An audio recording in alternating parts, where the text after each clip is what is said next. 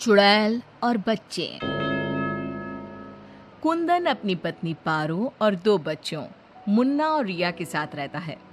चारों का परिवार अच्छा खासा खुशहाल चल रहा था, लेकिन एक दिन उसकी पत्नी पारो सीढ़ियों से फिसलकर गिर गई और अस्पताल पहुंचने से पहले ही उसने दम तोड़ दिया। कुंदन की जिंदगी तो जैसे वीरान हो गई। बच्चे भी बहुत दुखी रहने लगे। इसी तरह देखते देखते 1 साल बीत गया। एक दिन कुंदन का मित्र उनसे मिलने आया। अरे कुंदन, तुम इन बच्चों के लिए दूसरी शादी कर लो। कम से कम बच्चों की ठीक से परवरिश तो हो जाएगी। मित्र के बार बार समझाने पर कुंदन तैयार हो जाता है। नई माँ रूपा शुरू में बच्चों और कुंदन का बहुत ख्याल रखती है, पर 6-7 महीने बाद ही वो कुंदन के जाने के बाद आराम से सो जाती। और जब मुन्ना और रिया स्कूल से आते तो, ए रिया, जल्दी से पूरे घर की सफाई कर और बर्तन धो दे, तभी खाना मिलेगा। और मुन्ना, जाकर छत की धुलाई कर। वो बच्चों से ही घर का सारा काम करवाती है। उन्हें खाना भी ठीक से नहीं देती। खुद के लिए और कुंदन के लिए वो बढ़िया बढ़िया पकवान बनाती। जब रात को कुंदन काम से वापस आता तो, अरे बच्चों ने खाना खा लिया? उनको तो मैंने कब का खिला पिलाकर सोने भेज दिया है। कितना ख्याल रखती है ये बच्चों का। एक दिन जब रूपा सो रही थी, मुन्ना देखता है कि रसोई की अलमारी में मिठाई रखी है, लेकिन वो वहां तक पहुंच नहीं पाता। तो वो अपनी बहन को बुलाकर लाता है। मैं घोड़ा बन जाता हूँ, तुम मेरे ऊपर चढ़कर वो मिठाई उतार दो। उन्होंने मिठाई उतारी और खा ली। अचानक मिठाई का डिब्बा रिया के हाथ से नीचे गिर जाता है और बिखर जाता है। आवाज सुनकर रूपा भागते हुए आती है। उसने आओ देखा न ताव और दोनों की खूब पिटाई कर दी। जब देखो तब भूखे ही रहते हैं ये बच्चे, न जाने इनका पेट है कि कुआं। बच्चे खूब देर तक रोते रहते हैं, लेकिन फिर आपस में ही बातें और मजाक करके एक दूसरे का मन बहलाने लगते हैं। रिया, जब मैं बड़ा हो जाऊंगा ना तो एक मिठाई की दुकान खोल लूंगा। पहले हम लोग खूब सारी मिठाइयाँ खाएंगे और फिर बेचेंगे। मुन्ना, मेरी तो शादी हो जाएगी, तुम अकेले ही सारी मिठाइयाँ खाओगे ना? अरे हाँ रे, तब तक तो मेरी भी शादी हो जाएगी। कुंदन जब घर आता है तब उसकी माँ बच्चों की खूब शिकायत करती है। अरे बच्चों, तुम्हारी माँ तुम्हारा कितना ध्यान रखती है। आखिर क्या कमी है तुम दोनों को? पिताजी, उनकी बात पूरी भी नहीं हो पाती कि हाँ हाँ कह दो कि मैं तुम्हें खाना नहीं देती, सारे दिन घर के काम करवाती हूँ, कह दो ना। मुन्ना चुपचाप खड़ा रहता है। अब तो हम दोनों को पिताजी से बात भी नहीं करने देती। नहीं माँ। मुन्ना और रिया बहुत दुखी होते हैं। रात को इन बच्चों ने नाक में दम कर दिया है, तुम इन्हें लेकर जाओ और कहीं जंगल में छोड़कर आओ। अरे ये क्या कर रही हो तुम? ये दोनों मेरे जिगर के टुकड़े हैं, इनके बिना मैं कैसे रहूंगा? कुंदन को बार बार समझाने पर भी जब वो नहीं मानता, तब उसे एक उपाय सूझता है। कुछ दिनों तक वो बच्चों के साथ खूब अच्छे व्यवहार का नाटक करती है। बच्चे खूब खुश रहते हैं। एक दिन, सुनो, जल्दी से नाश्ता लगाओ, मुझे 2 दिन के लिए शहर जाना है। रूपा बहुत खुश होती है। वो सोचती है कि ये तो बच्चों को जंगल में छोड़कर आने से रहा, मैं ही इन्हें छोड़ आती हूँ। कुंदन के जाने के बाद, बच्चे चलो आज हम तुम्हारी नानी के घर चलते हैं। बहुत देर तक चलते चलते जब वो सब घने जंगल में पहुंच जाते हैं तब, माँ, इधर का नानी का घर है, लगता है हम रास्ता भूल गए हैं। अच्छा, तुम लोग यहीं रुको, मैं रास्ता पूछकर थोड़ी देर में आती हूँ। हाँ, ये कहकर रूपा उन्हें वहीं छोड़कर चली जाती है। बहुत देर हो जाती है और रूपा वापस नहीं आती तो, माँ कब आएगी भैया? इस तरह सुबह से शाम हो जाती है। जहाँ एक तरफ बच्चे जंगल में अपनी माँ का इंतजार कर रहे होते हैं, वहीं दूसरी तरफ रूपा घर में आराम से बैठी थी।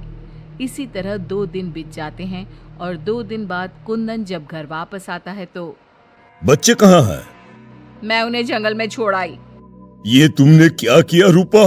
बच्चे बेचारे जंगल में अकेले कहाँ भटक रहे होंगे? क्या किया तुमने ये? देखो, अगर तुम्हें अपने बच्चों की इतनी ही चिंता है ना, तो जाओ तुम और उन्हें ढूंढते रहो। कुंदन बच्चों को ढूंढने की बहुत कोशिश करता है, पर बच्चों का कुछ भी पता नहीं चलता। कुंदन बहुत दुखी होता है। अब वो हर रोज काम पर जाने के बहाने जंगल में बच्चों को ढूंढता हुआ भटकता रहता है। रूपा के जाने के बाद बच्चे रोते रोते आगे बढ़ने लगते हैं। माँ बड़ी चालाकी से हमें जंगल में छोड़कर चली गई। अब हमें रहने के लिए कोई ठिकाना ढूंढना ही होगा। अब तो अंधेरा भी गिर रहा है। आगे जाते ही उनको एक झोपड़ी दिखती है। बच्चों को थोड़ी आशा बनती है। दोनों भागते भागते वहां पहुंचते हैं और झांक कर अंदर देखते हैं तो एक बुढ़िया चरखी पर सूत काट रही थी। उसके शरीर पर सफेद वस्त्र थे। अंदर का माहौल बड़ा डरावना लगता है, पर बच्चों को तो कोई आसरा चाहिए था। वो दोनों दरवाजा खटखटाने लगते हैं। तभी वो बुढ़िया पीछे मुड़ती है। बच्चे जैसे ही उसे देखते हैं, उनके शरीर के अंदर भय से एक अजीब सी सिहरन दौड़ जाती है। माथे पर बड़ी सी लाल बिंदी, आंखें सुर्ख लाल और बाल भी अस्त व्यस्त। जैसे ही उसकी नजर मुन्ना और रिया पर पड़ती है, उसके चेहरे की रौनक बढ़ जाती है। वो बड़ी प्रसन्न होकर कहती है, आओ आओ बच्चों, मैं तुम्हारी दादी जैसी ही तो हूँ, आ जाओ। बच्चों को प्यार से वो घर के अंदर बुलाती है। बच्चों के लिए खूब सारी मिठाइयाँ, फल और बिस्किट ले आती है। बच्चे तो पहले से ही भूखे थे। वे खाना देखकर उस पर टूट पड़ते हैं। उनका सारा डर भी दूर हो जाता है। वो खाने के बाद तुरंत ही सो जाते हैं। जब सुबह उठते हैं तो बच्चों, हम घर के पीछे वाले बगीचे में चलते हैं। वहाँ बहुत सुंदर फूलों का बगीचा था। मुन्ना और रिया वहीं खेलने लगते हैं। बुढ़िया अंदर चली जाती है। तब तक मुन्ना की नजर एक गिलहरी पर पड़ती है, जो एक कोने में दुबकी हुई थी। मुन्ना उसे प्यार से अपने हाथ में उठा लेता है। तभी गिलहरी इंसानों की आवाज में बोलती है, बच्चों, तुम लोग यहाँ से भाग जाओ। ये बुढ़िया एक खतरनाक चुड़ैल है। तुम्हें खिला पिला कर पहले मोटा करेगी, फिर पिंजरे में डाल देगी। सभी बच्चों को ये जादुई छड़ी से पशु पक्षी बनाकर बगीचे में रख देती है। एक एक करके अपनी जादू की छड़ी से सबको बेहोश कर देती है और कढ़ाई में तेल गरम करके पकोड़े बनाकर खा जाती है। इसके पास एक आदमकद का पिंजरा है। ये खुद उसकी सफाई करती है। ये कहकर गिलहरी जमीन पर कूद जाती है। जब दोनों घर में जाते हैं तो देखते हैं कि बुढ़िया पिंजरे की सफाई कर रही थी और उसके मुंह पर खून लगा था। बच्चों को देखते ही अपना मुंह पोंछने लगती है वो। रिया चारों तरफ जादू की छड़ी ढूंढने के लिए नजर दौड़ाने लगती है। अचानक उसे जादू की छड़ी दिखाई देती है और वो दोनों लपटकर वो छड़ी उठा लेते हैं। जादुई छड़ी, पिंजरा बंद कर दो। पिंजरा बंद हो जाता है। पिंजरा बंद होते ही वो बुढ़िया एक खतरनाक चुड़ैल बन जाती है और चीखने लगती है। दादी, आज तुम भी पिंजरे में बंद होने का मजा उठा लो ना। दोनों हंसते हैं। दादी दादी, यही वो जादुई छड़ी है ना, जिससे तुम सब बच्चों को चूहा, बिल्ली और गिलहरी बनाती हो। बोलो, तुमको क्या बनना है? मुझे बाहर निकाल, वरना मैं तेरा खून पी जाऊंगी। छड़ी मेरे हवाले कर दे। दादी, पिंजरे में कुछ खाने को दो। ये लो, तब तक आम की गुठलियां चूसो। इनमें अभी भी बहुत रस बचा है। दोनों आम की ढेर सारी गुठलियां पिंजरे में फेंक देते हैं। एक बार मैं बाहर आ जाऊं ना, तुम दोनों के पकोड़े बनाकर चबा जाऊंगी। जे काली कलकत्ते वाली, तेरा वचन न जाए खाली। जादुई छड़ी, इस चुड़ैल को मछली बना दो। जादुई छड़ी, एक बड़े से कढ़ाई में तेल गरम कर दो। जादुई छड़ी चुड़ैल को मछली बना देती है। दोनों उसे उठाकर एक बाल्टी में डाल देते हैं। कढ़ाई में तेल गरम हो रहा होता है। मुन्ना और रिया दौड़कर बगीचे में जाते हैं। वहाँ बहुत सारे जानवर और पक्षी होते हैं। जादुई छड़ी, इन सारे लोगों को इनके असली रूप में बदल दो।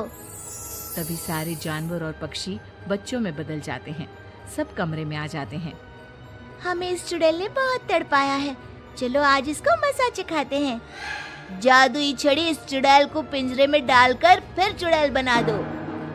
पिंजरे में कैद होकर चुड़ैल फिर चिल्लाने लगती है, ये सारे के सारे शैतान कैसे यहाँ आ गए? जैसे तुम पिंजरे में बंद हो गई वैसे ही हम सब भी यहाँ आ गए। सभी बच्चों ने पिंजरे में ठंडा ठंडा पानी फेंकना शुरू कर दिया। चुड़ैल पहले तुम नहा लो, फिर हम तुम्हें मछली बनाकर पकौड़े बनाकर खा जाएंगे। सभी बच्चे ताली बजाकर खूब हंसते हैं। बच्चों मुझे माफ कर दो, मैं कभी ऐसा नहीं करूंगी। एक बार मुझे पिंजरे से निकाल दो। दोस्तों, क्या हमें इस चुड़ैल की चिकनी चुपड़ी बातों में आना चाहिए?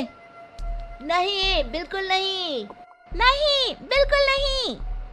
मुन्ना जोर से छड़ी फटकारता है। जादुई छड़ी, इस चुड़ैल को मछली बनाकर कढ़ाई में डाल दो। मछली की कढ़ाई में गिरते ही बहुत तेज आवाज होती है, जैसे कहीं बिजली चमकी हो। सभी बच्चे डरकर एक दूसरे से चिपक जाते हैं। मछली का आकार बहुत बड़ी सी चुड़ैल का हो जाता है। वो बार बार कढ़ाई से निकलने की कोशिश करती है।